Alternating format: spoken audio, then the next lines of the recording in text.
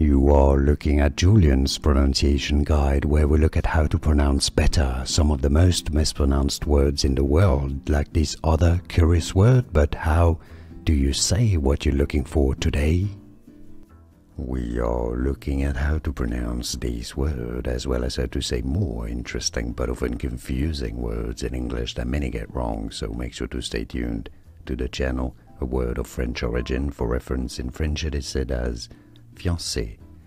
Therefore, in English it is usually said as fiancé, fiancé, easy, fiancé. And now you know. Here are more videos on how to pronounce more confusing words and names too many mispronounced. Like this video if you found it useful. I appreciate your support. I'll see you soon and thanks for watching.